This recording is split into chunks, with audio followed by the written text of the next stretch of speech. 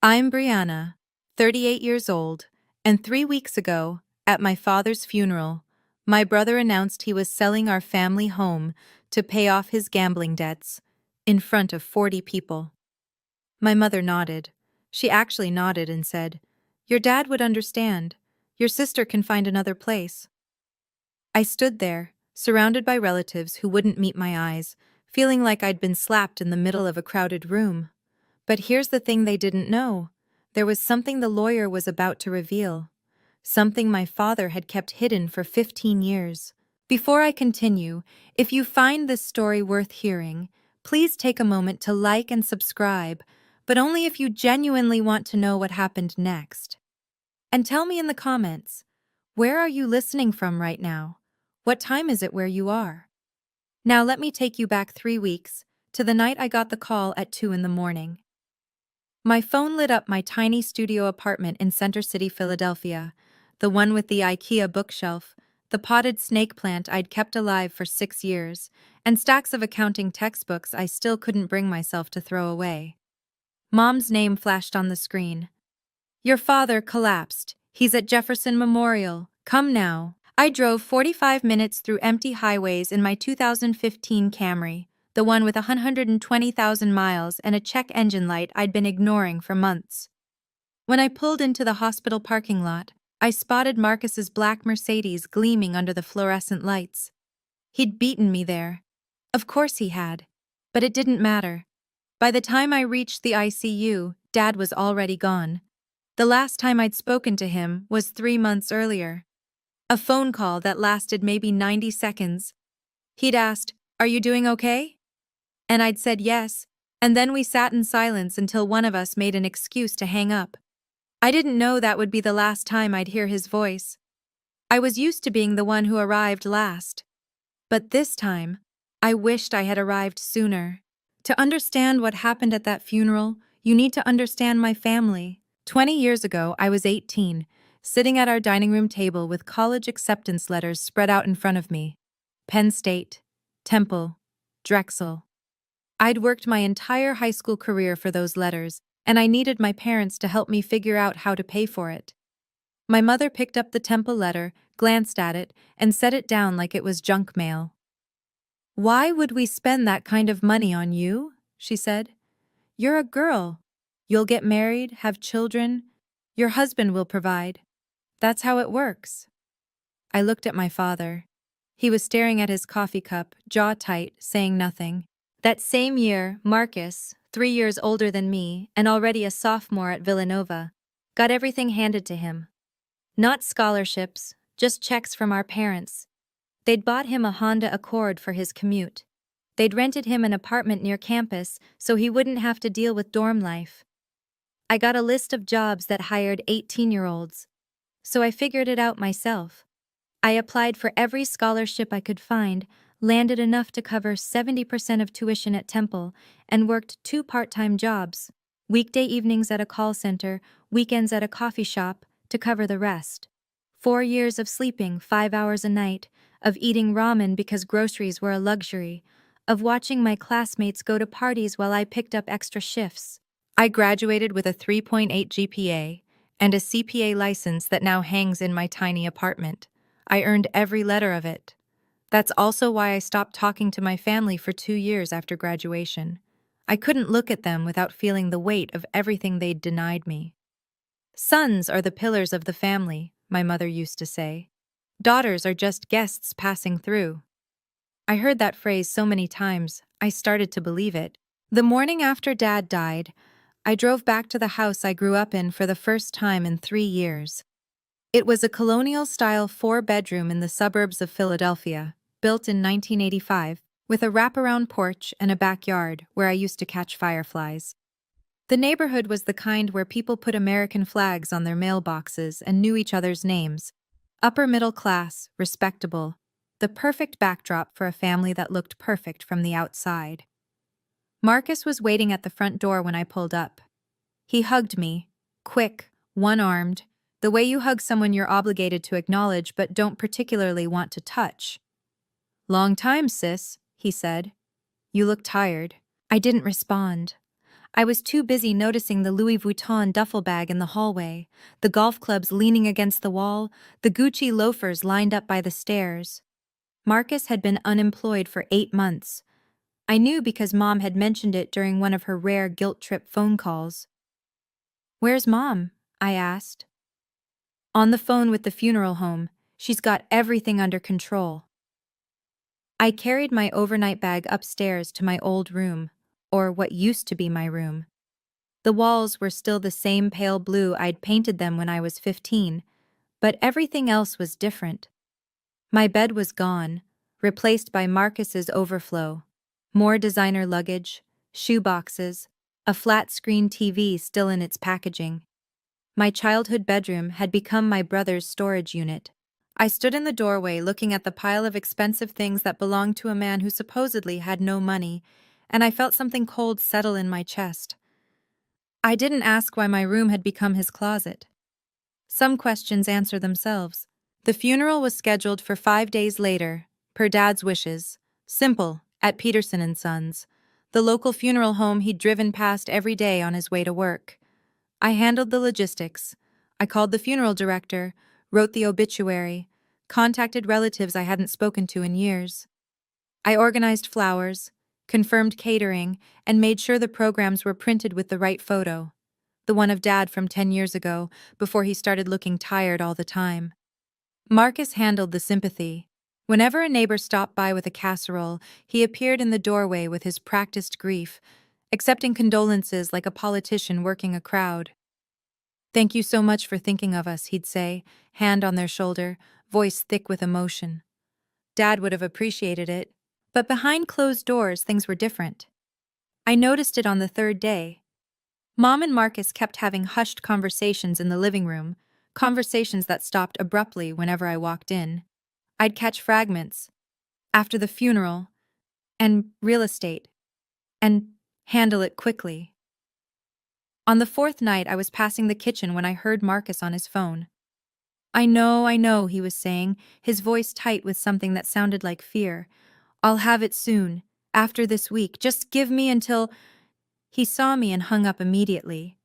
"Who was that?" I asked. "Nobody. Work stuff." He hadn't worked in 8 months. I didn't push it, but I filed it away in my mind, another piece of a puzzle I didn't yet understand. That night, I lay in the guest room staring at the ceiling, wondering what my brother was so desperate to pay for, and why his fear seemed bigger than his grief. The night before the funeral, I couldn't sleep. So I did what I always do when I can't settle my mind. I organized. Dad had a small office in the basement, a cluttered room with a wooden desk and filing cabinets from the 1990s. No one had touched it since he got sick. I figured I could at least start sorting through things, make myself useful in a way that wouldn't require me to talk to anyone. The first filing cabinet was full of tax returns and utility bills going back decades. The second held old photographs, report cards, mine and Marcus's, and a folder labeled Important Documents. Inside, I found my birth certificate, a few photos of me as a baby, and a single sheet of paper with a logo I didn't recognize. Farwell Family Holdings, LLC, dated 2009. I stared at it. The document was some kind of operating agreement, dense with legal language I didn't fully understand, but I saw my name in the text, and my signature at the bottom, loopy and uncertain, the handwriting of my 23-year-old self. I remembered that day, 2009. Dad had called me and asked me to come home to sign some papers. Just administrative stuff for the business, he'd said. Nothing important. I was fresh out of college, still trusting him despite everything, so I signed where he pointed without reading the fine print. I'd forgotten about it completely until now. I slipped the paper into my purse, planning to ask Mom about it later. When I found her in the kitchen the next morning and mentioned Farwell Family Holdings, she waved her hand dismissively. "That company dissolved years ago. Don't waste your time digging through the past." So I didn't mention it again, but I kept the paper. Something told me to. The funeral was on a Thursday, gray and cold, the kind of November day that makes everything feel heavier. Peterson and Sons was the largest funeral home in the area, with dark wood paneling and stained glass windows that cast colored light across the pews. Over 40 people came: relatives, Dad's former colleagues from the construction company he'd managed, neighbors who remembered him as the quiet man who always shoveled their driveways after snowstorms. Marcus delivered the eulogy. He stood at the podium in a Tom Ford suit. I recognized the cut because I'd seen it in a magazine, $3,000 minimum, and spoke about Dad like they'd been best friends. He talked about fishing trips they'd taken, advice Dad had given him, the unbreakable bond between father and son. I sat in the back row, listening to stories I'd never heard, wondering if any of them were even true. The fishing trips, maybe, but the heart-to-heart conversations, the deep, meaningful connection? I'd lived in that house for 18 years, and I'd never seen Dad talk to Marcus about anything more personal than sports scores. But the crowd was moved. Women dabbed their eyes, men nodded solemnly. Marcus had always been good at performing. Mom sat in the front row, wearing black Chanel and her signature pearl necklace. A gift from Marcus, she liked to remind people, though we all knew Dad had paid for it. She accepted condolences with practiced dignity, the grieving widow who had everything under control. No one came to check on me. No one asked how I was holding up. I was just background noise, the daughter who'd been away too long to matter. I didn't know the eulogy was just the opening act. The real performance was coming next. After the final prayer, most people started gathering their coats to leave, but Marcus stepped back up to the podium and cleared his throat. If I could have everyone's attention for just another moment. The room stilled. I saw Mom nod at him from her seat, a tiny, almost imperceptible gesture, like a director cueing an actor. Our family has been discussing what to do going forward, Marcus said, his voice carrying that same rehearsed emotion from the eulogy. And we've made a difficult decision. We're going to sell the family home. Murmurs rippled through the crowd. Aunt Patricia, Dad's sister, put a hand to her chest. The house on Maple? Richard loved that house. I know, Marcus said, shaking his head with what looked like genuine sorrow. But it's time for a fresh start. Mom doesn't want to be there alone, surrounded by memories. And frankly, the upkeep is too much for her to handle by herself. He paused, letting that sink in, then added, We've already discussed it as a family. Mom, me, and Brianna. We're all in agreement. My stomach dropped. I hadn't agreed to anything. I hadn't even been asked. I started to stand, to say something, but Mom turned around and looked at me. Her eyes were sharp, warning. Don't you dare make a scene. The house will be listed next month, Marcus continued. We just wanted everyone to know, so there are no surprises. After the announcement, people approached Mom with sympathy. Such a hard decision. Richard would understand. You have to do what's best for the family. No one asked me what I thought. I stood frozen in the back of the room, watching my childhood home get sold off at my father's funeral, and I didn't say a word. But Marcus wasn't finished. He looked toward Mom, and she rose from her seat like they'd rehearsed this too. I want to add something, she said, smoothing her black dress as she walked to the front. I know some of you might be wondering about Brianna's situation. My face went hot. 40 pairs of eyes turned toward me. Brianna is a strong, independent young woman, Mom continued, her tone the same one she used when explaining why we couldn't afford something she didn't want to buy. She has a good job, her own apartment. She moved away years ago and built her own life. Richard would be proud of that.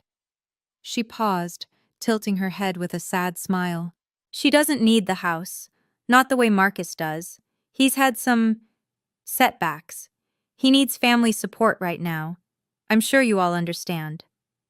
Someone in the crowd, I think it was Aunt Dorothy, whispered, Well, she did abandon them for years. Your dad would understand, Mom said, looking directly at me now. Your sister can find another place. I felt the words land like a physical blow. She'd just told our entire extended family that I didn't deserve anything, that I was an afterthought, that whatever happened to my childhood home was none of my concern.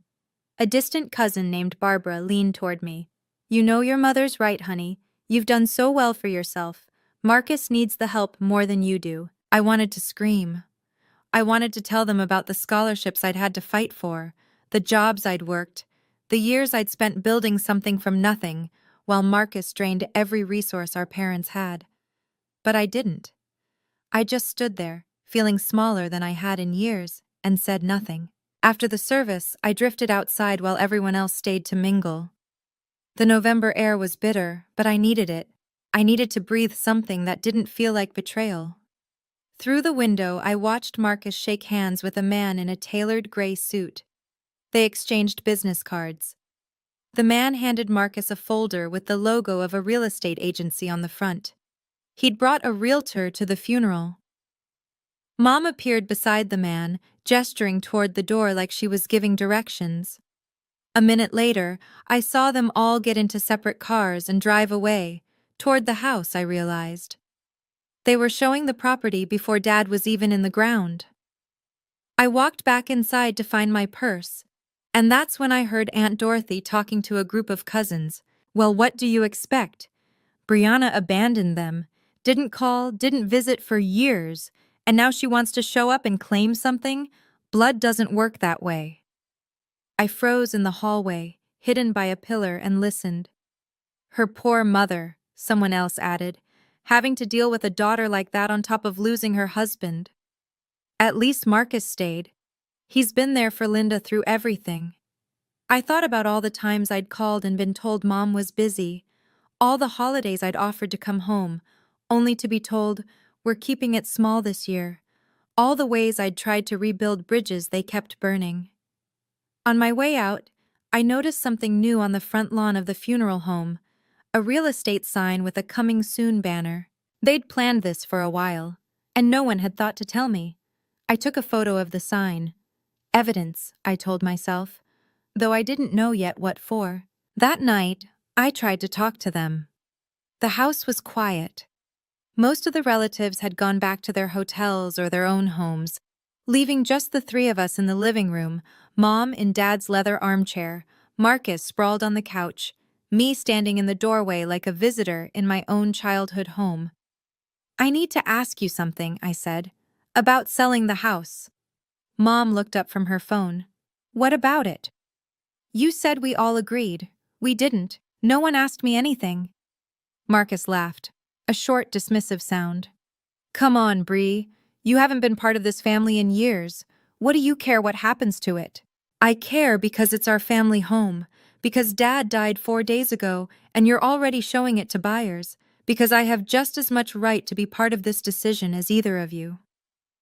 Mom's expression hardened. You have no right. You walked away. You didn't call, didn't visit, didn't help when your father was sick. And now you want to show up and demand a say? I called. You said you didn't need me. We didn't need your guilt. We needed your presence.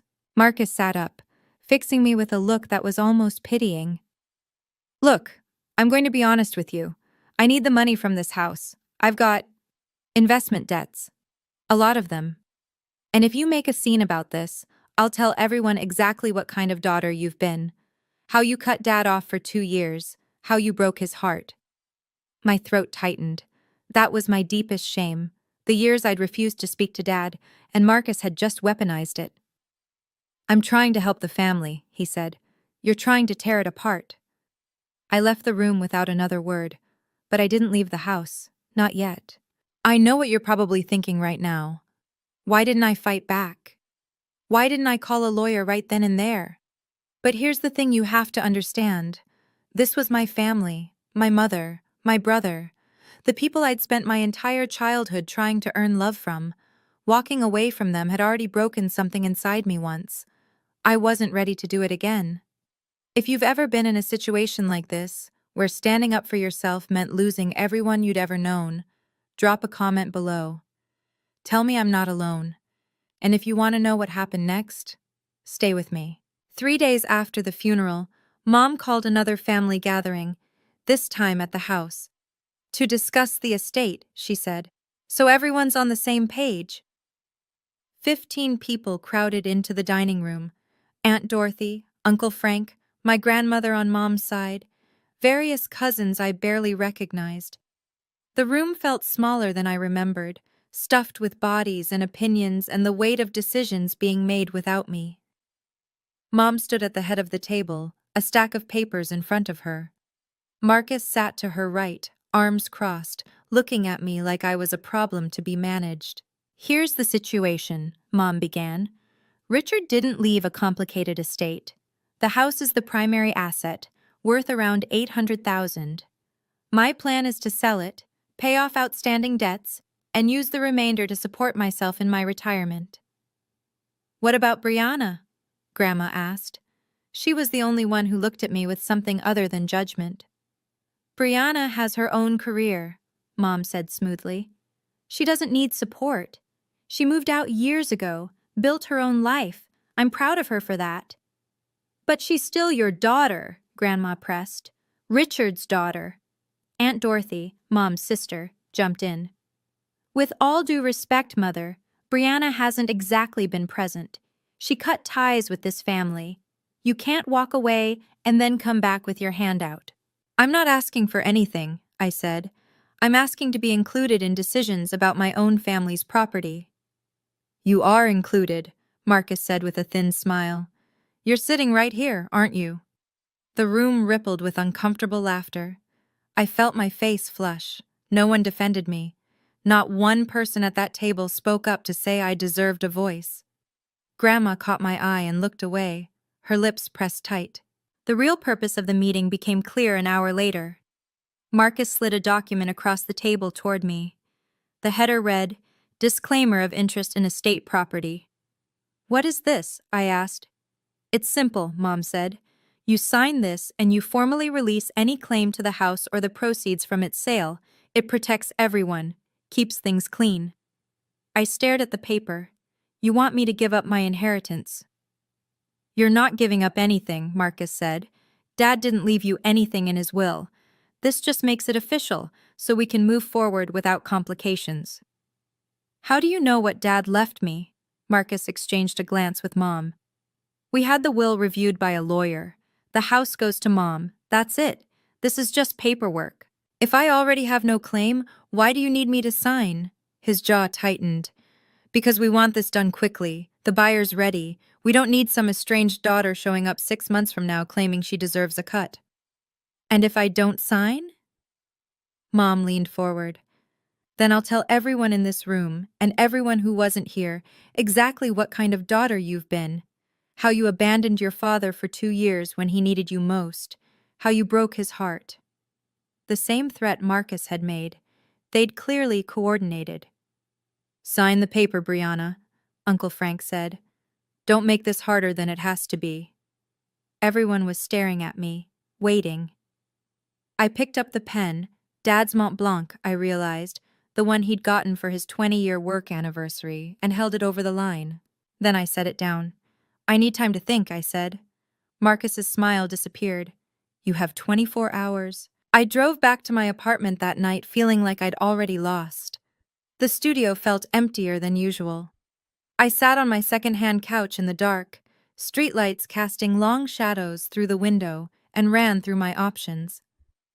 I could sign the paper, give up whatever claim I might have, walk away, let them have the house. It would be easier. No more family meetings, no more accusations, no more being made to feel like I didn't belong. But something in me refused. Maybe it was pride. Maybe it was the memory of all those nights I'd worked double shifts to pay for a degree my parents refused to fund.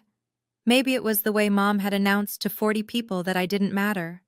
Or maybe it was the paper in my purse, the one with the logo I didn't recognize, Farwell Family Holdings LLC. I pulled it out and looked at it again in the dim light. My signature was there at the bottom, loopy and young, from 15 years ago.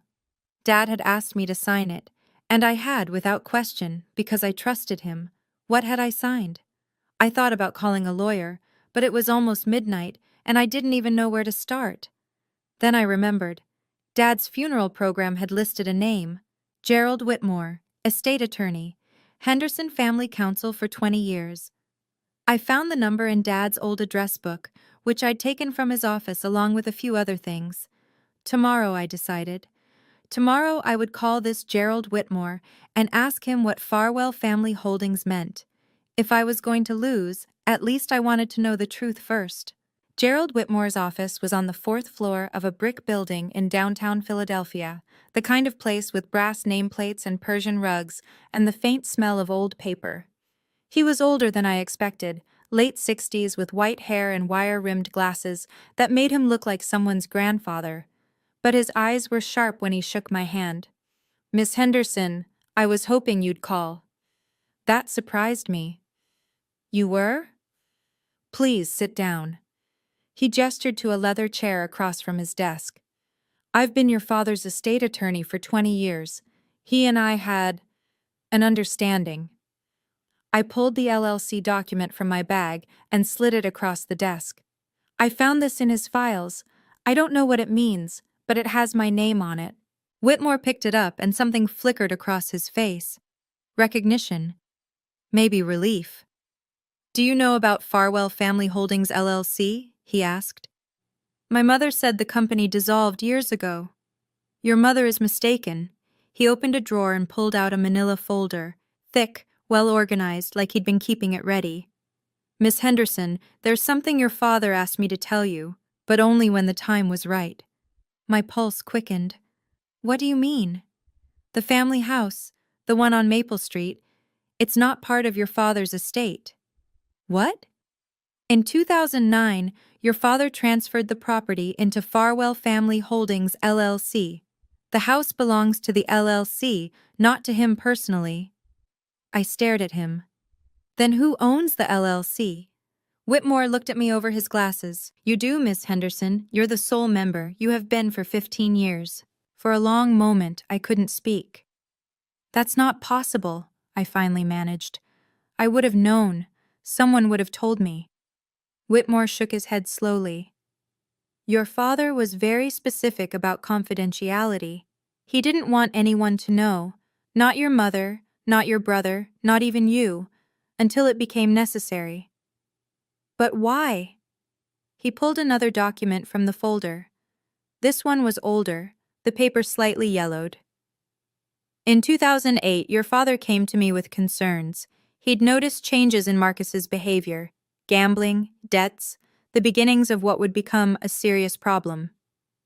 I thought of Marcus's desperate phone call at the funeral home, the fear in his voice. "Your father loved your brother," Whitmore continued, "but he didn't trust him. He knew that if anything happened to him, Marcus would find a way to drain every asset the family had. So he created a structure to protect the most valuable one. The house." "Yes. He transferred it into the LLC in 2009 and designated you, and only you, as the sole member. The operating agreement is ironclad, properly notarized, filed with the state of Pennsylvania, maintained and compliant every year since." "He paid the LLC fees this whole time?" "He set up a small fund specifically for that purpose. He thought of everything." I felt tears prick at my eyes. All those years I thought Dad didn't care. All those silences I interpreted as indifference. And this whole time, he'd been building a fortress around me. "Your father wasn't good with words," Whitmore said gently. "But he was meticulous with documents. This was his way of saying what he couldn't." I wiped my eyes with the back of my hand. "What do I do now?" "Now," he said, "we set the record straight." Whitmore let me sit in his office for as long as I needed. He made tea, Earl Grey in china cups that looked like they'd been his grandmother's, and waited while I processed everything. For the first time since Dad died, I really cried. Not the polite, controlled tears I'd shed at the funeral.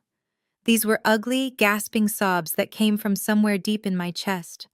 Grief and relief and confusion all tangled together. Dad had seen me. All along, he'd seen me. I thought about every time he'd sat silent while Mom dismissed me. Every holiday where Marcus was celebrated and I was tolerated. I'd interpreted his silence as agreement, as proof that he thought I mattered less too. But that wasn't it at all. He just hadn't known how to fight for me out loud. So he'd fought for me on paper. Whitmore handed me a sealed envelope. My name was written on the front in Dad's handwriting. Shaky, the letters uneven, like his hands had been unsteady when he wrote it. He gave me this 3 months ago, Whitmore said. Asked me to hold it until you needed it. I didn't open it there. I wasn't ready. But I ran my thumb over the letters of my name and felt something shift inside me. There's going to be a formal will reading, Whitmore said. I'll arrange it for Friday. I'll invite everyone who was at that family meeting. They'll fight this, I said. They'll say I manipulated Dad or that the documents are fake. Let them say whatever they want. He pulled out another folder, this one full of receipts, notarized signatures, filing confirmations. I've been preparing for this moment for 15 years. The paper trail is impeccable. For the first time in weeks, I felt something like hope. How do you want to handle this? Whitmore asked. I'd stopped crying by then. The tea had gone cold, but my mind was sharper than it had been in days. I could tell them privately, I said. Pull Mom and Marcus aside, explain the situation, avoid a public scene. You could, Whitmore agreed. That would certainly be the more diplomatic approach.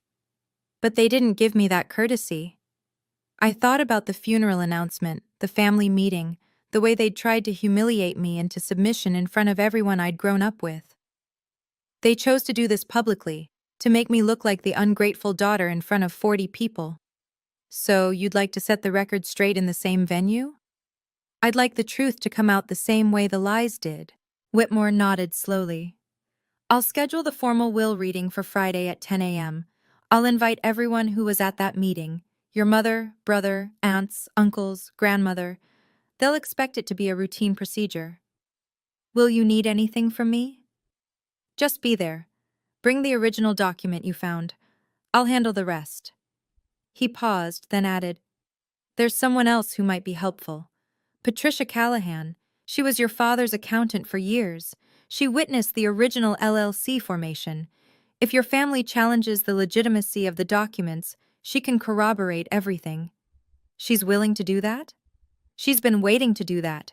She always liked you, Miss Henderson, and she knew your father's true intentions. I left Whitmore's office with something I hadn't felt in a long time. Certainty. I wasn't going to fight this battle by screaming or crying or begging them to see me. I was going to let the paperwork speak for itself. Patricia Callahan lived in a modest townhouse in Conshohocken, the kind of place with window boxes full of mums and a welcome mat that actually meant it. She was in her late 50s with silver-streaked hair and the kind of face that made you want to tell her your problems. I wondered when you'd come, she said, ushering me into her living room. Gerald called ahead. Tea? Please? She poured from a ceramic pot while I sat on her floral couch, trying to figure out how to start. But Patricia did it for me. Your father talked about you constantly, she said. Did you know that? No. He did. Every time you accomplished something, passed your CPA exam, got a promotion, he'd find a way to mention it. My daughter's doing well, he'd say. She's made something of herself. My throat tightened. Then why didn't he ever tell me? Because Richard Henderson was the most emotionally constipated man I've ever met. She said it with affection, not cruelty. He grew up in a house where feelings were weaknesses. He didn't know how to say, I love you, so he showed it in the only language he understood, spreadsheets and legal documents. The LLC. I was there when he set it up. I witnessed the signatures, helped him file the paperwork. He made me promise not to tell anyone, not even you, unless something went wrong. And now something's gone wrong. Your mother and brother are about to sell a house that doesn't belong to them. I'd say that qualifies. She set down her teacup and looked at me directly. Your father wasn't perfect, Brianna, but in the end, he chose you. Don't let them take that away. I nodded. I wouldn't. The night before the will reading, Marcus called. 24 hours is up, he said. Have you made your decision? I was sitting on my bed, Dad's letter still unopened on my nightstand. I'll be at the reading tomorrow. Good. I could hear the smile in his voice. Bring a pen. We'll get this wrapped up and everyone can move on. I'll see you there, Marcus. After he hung up, Mom called. Her tone was different, softer, almost pleading. Brianna, I know things have been difficult between us, but I need you to understand. This isn't about pushing you out. It's about survival. Marcus has gotten himself into trouble, and if we don't help him, people will get hurt. What kind of trouble? She hesitated. He owes money to dangerous people, a lot of money, over 300,000, maybe closer to 350. I've already given him everything I had saved.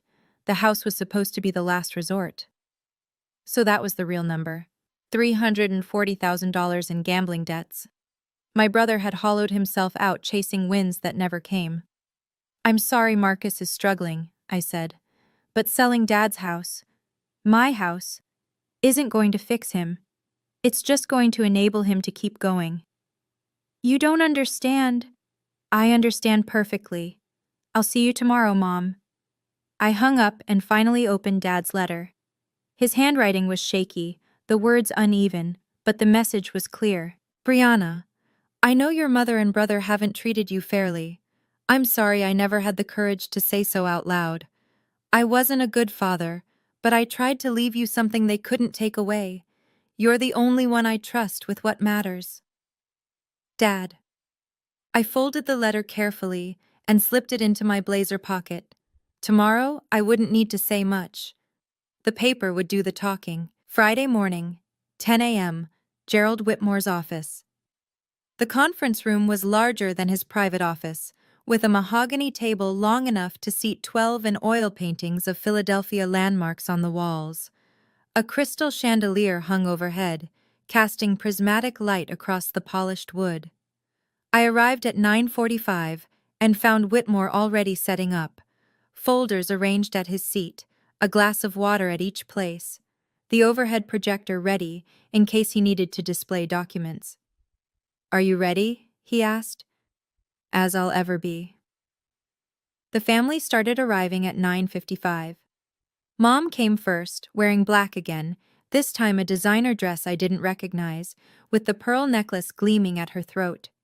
She barely glanced at me before taking a seat at the opposite end of the table. Marcus strolled in 15 minutes late, because of course he did. He was wearing the Tom Ford suit again, freshly pressed, as if this were a business meeting where he expected to close a deal. He clapped Whitmore on the shoulder like they were old friends. Thanks for putting this together, Jerry. Let's make it quick, yeah? Uncle Frank, Aunt Dorothy, Grandma, and a handful of cousins filed in after him. The same cast of characters from the family meeting, here to witness what they assumed would be my final defeat. Marcus caught my eye across the table and winked. Actually winked like we were sharing a joke. Brought a pen this time? He asked. I didn't answer. I just smoothed my navy blazer, the same one I wore to important client meetings, the one I'd bought with my own money after my first promotion, and waited. Whitmore closed the door and took his place at the head of the table. Shall we begin? I have to pause here for a second, because this is the moment I'd been waiting for my entire life. Not for revenge. I want to be clear about that. I wasn't sitting in that conference room dreaming about making my family suffer. I was waiting to be seen, to be acknowledged, to finally, after 32 years, have someone stand up and say that I mattered. If you've ever felt invisible in your own family, like no matter what you accomplished, it was never enough, then you know exactly how I felt in that chair. Like and comment if you're still with me. And stay close. What happened next changed everything. Whitmore began with the standard formalities, confirming everyone's identity, explaining the purpose of the reading, outlining the basic structure of Dad's estate. Richard Henderson's will is straightforward, he said, turning pages in his folder. Personal effects are to be distributed among family members at Mrs. Henderson's discretion. His vehicle, a 2018 Honda Accord, goes to Marcus. His savings accounts, totaling approximately $47,000, go to his wife, Linda. Mom nodded, looking satisfied. Marcus leaned back in his chair with the air of someone watching a horse he'd bet on pull ahead. And the house? Aunt Dorothy prompted. The Maple Street property? Whitmore paused. He removed his glasses, cleaned them on his tie, and put them back on, a gesture I would later realize was entirely deliberate. "Regarding the house," he said slowly, "there's an issue." The room went quiet. Marcus sat up straighter. "What kind of issue?" Mom asked. "The property on Maple Street is not part of Mr. Henderson's personal estate." "That's ridiculous," Marcus said. "He owned that house for 30 years. "He lived in that house for 30 years, Whitmore corrected. "But the ownership transferred in 2009. The property is held by a limited liability company called Farwell Family Holdings, LLC. I watched the blood drain from my mother's face.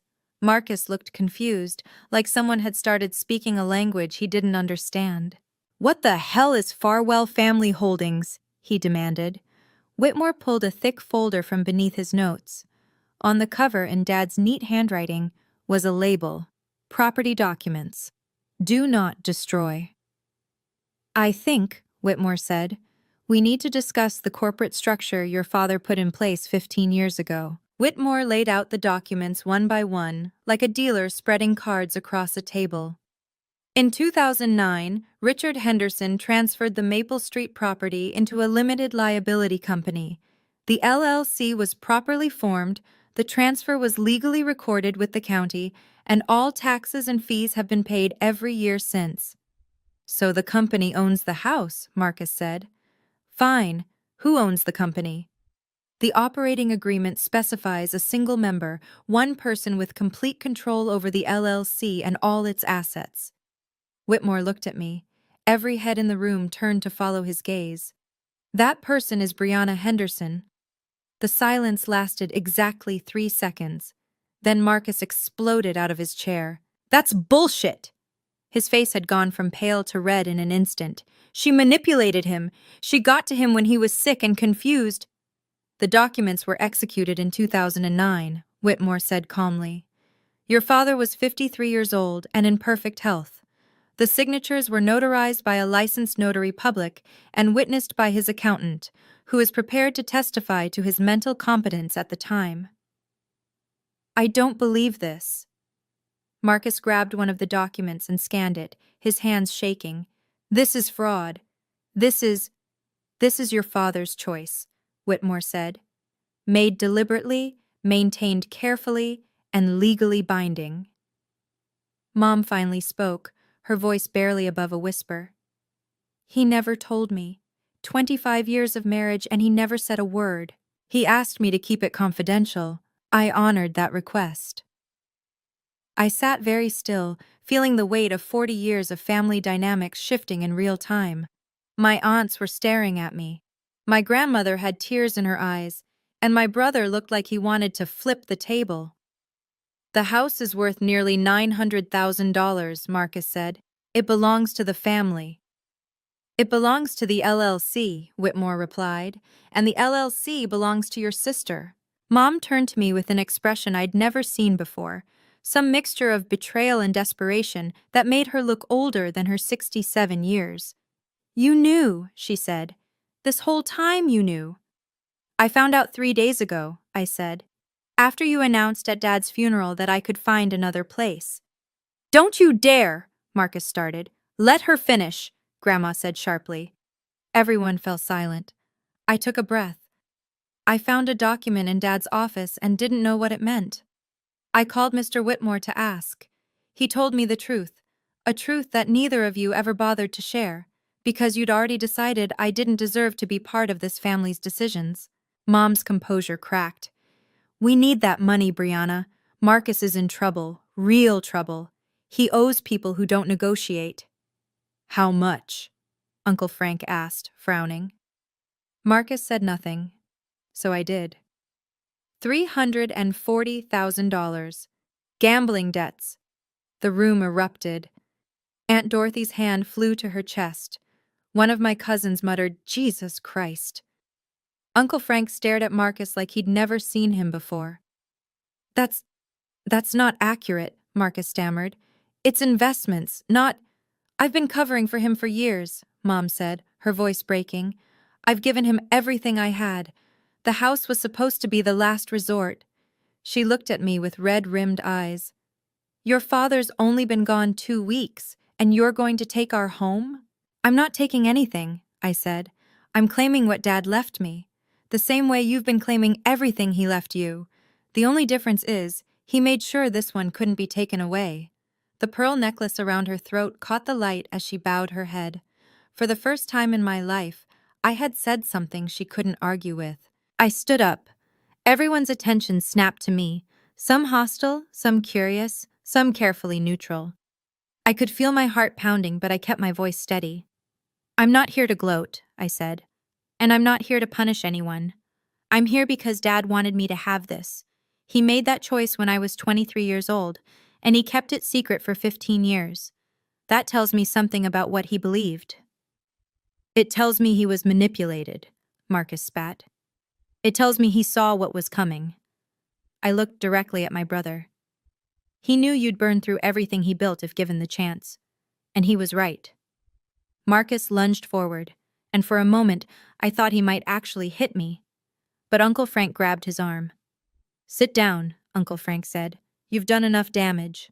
I turned to my mother. You can stay in the house. I'm not going to put you on the street, but it will be under a formal lease, $1 a month, renewable yearly, at my discretion. $1 a month? She repeated.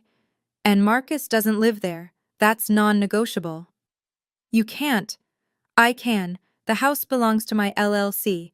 I decide who lives in it. The room was dead silent. I could see the calculations happening behind everyone's eyes, the power shifting, the old assumptions crumbling. Marcus needs help, I said softer now.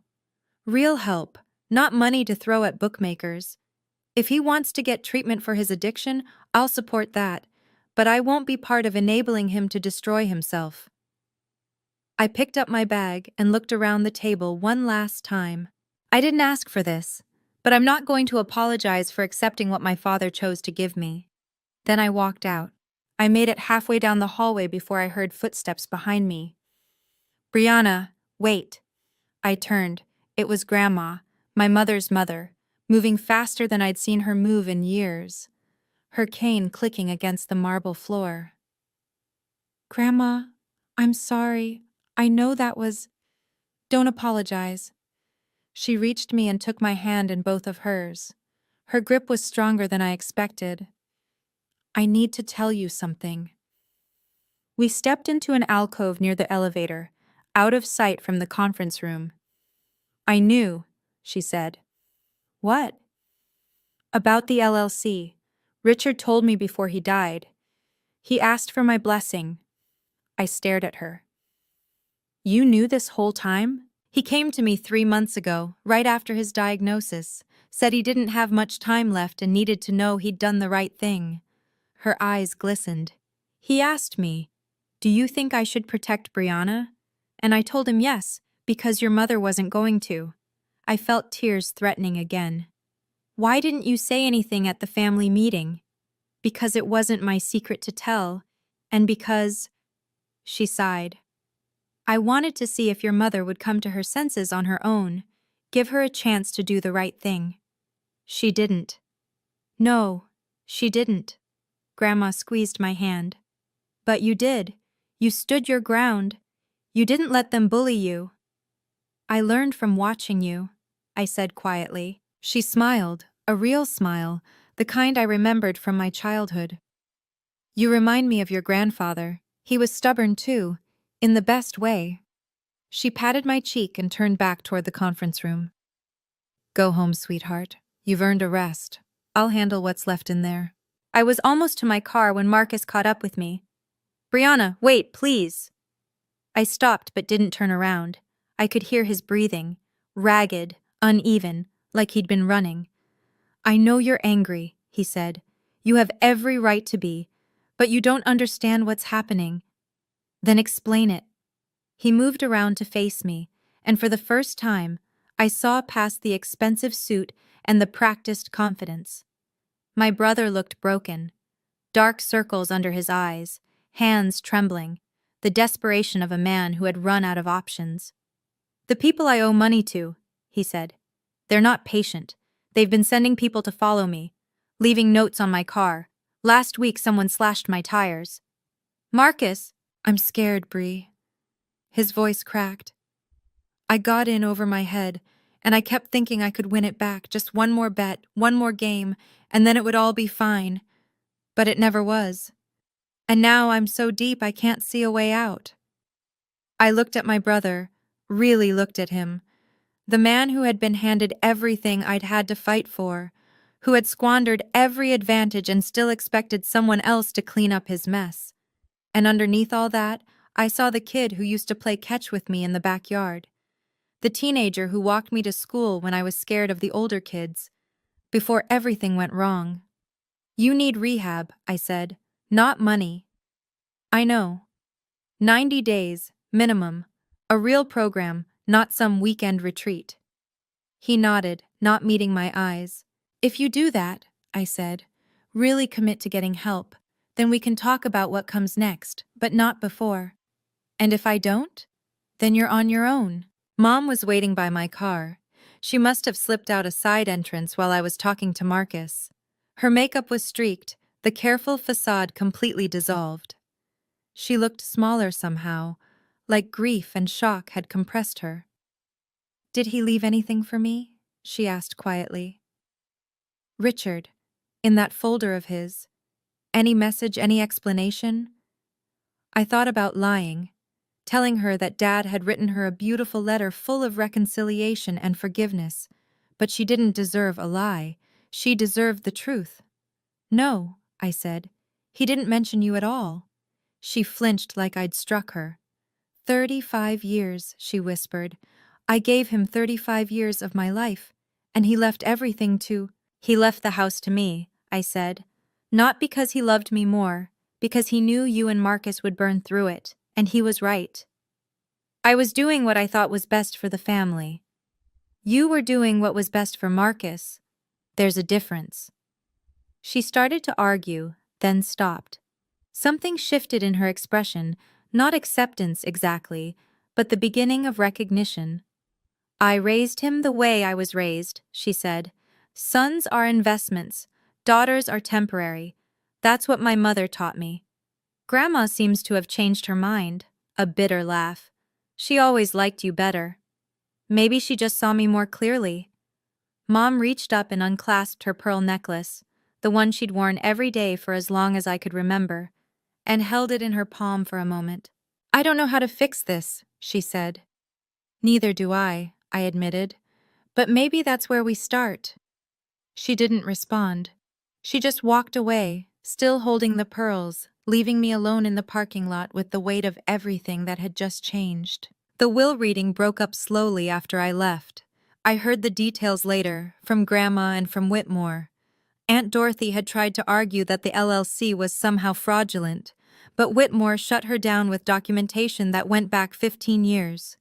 Notarized signatures, state filings, annual reports. Every I dotted, every T crossed. Uncle Frank had taken Marcus aside and told him he was a disappointment. Harsh, maybe, but Marcus just nodded. He was too hollowed out to fight anymore. Patricia Callahan called me that evening. You did beautifully, she said. Your father would have been so proud. I just told the truth. Sometimes that's the hardest thing to do. She told me she'd watched the family leave one by one. Some of them stopped to shake Whitmore's hand and mutter apologies for their earlier assumptions. A few cousins had apparently texted me, though I hadn't checked my phone yet. Your grandmother stayed until the end, Patricia added. She wanted to make sure the message was clear. She told your mother, "You did this to yourself, Linda. Don't blame the child." I smiled despite everything. Grandma had always had a spine of steel, even when the rest of us were crumbling. 2 days later, Whitmore's office sent me a formal package, the original operating agreement, the property deed, the keys to the house on Maple Street. All of it now officially, publicly mine. I held the keys in my hand, the same brass keyring Dad had carried for 30 years, with a worn leather fob and a tiny photo of me at age 5 tucked inside the clear window. He'd been carrying my picture all along. I just never knew where to look. 2 weeks later, I moved back into the house on Maple Street. Not permanently, not at first.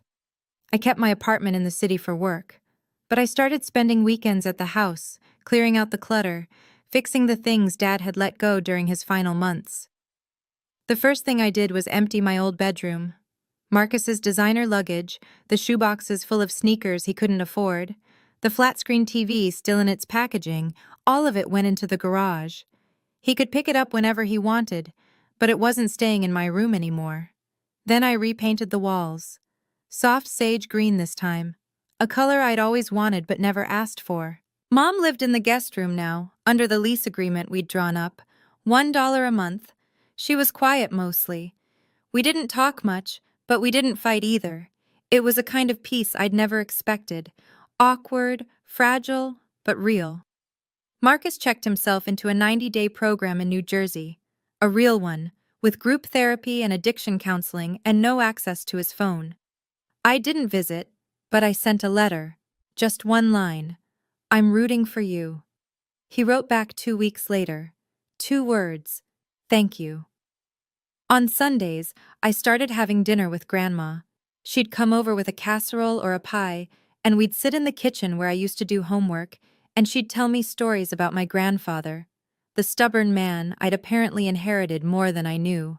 The house felt different now, lighter, like it had been holding its breath for years, waiting for someone to let it exhale. I put fresh flowers on the mantel where Dad's photo sat, yellow roses, his favorite. Last night, I sat on the porch as the sun went down, holding a cup of ginger tea, the same kind Dad used to drink every evening, though I never knew that until I found his mug in the cabinet. I'd read his letter 100 times by now. The words were wearing thin at the creases where I'd folded and unfolded the paper. But I could still make out the last line. You're the only one I trust with what matters. For so long, I thought my father didn't love me. I thought his silence was proof that I wasn't worth speaking up for.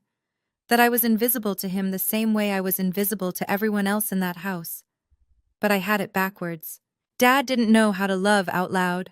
He grew up in a family where emotions were weaknesses and actions were everything.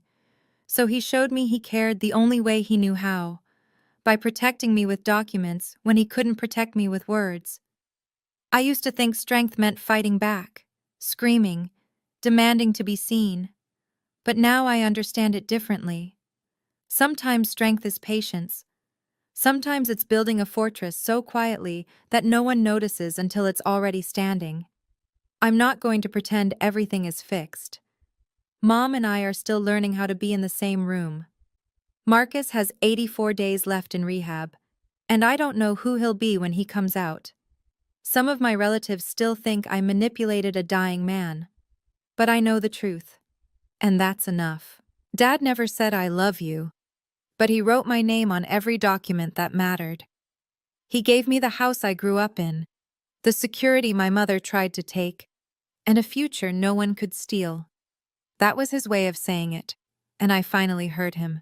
Thank you for staying with me until the end. If you've ever felt invisible in your own family, like no matter what you accomplished, you were always less than enough, I want you to know something. You deserve to be seen. You deserve to be valued. And protecting yourself isn't selfish, it's necessary. If this story meant something to you, please hit like and subscribe. It helps more than you know. And if you have a story of your own, about family, about boundaries, about finally standing up for yourself, share it in the comments. I'd love to hear it. Check the description for more stories like this one. Until next time, be kind to yourself. You've earned it.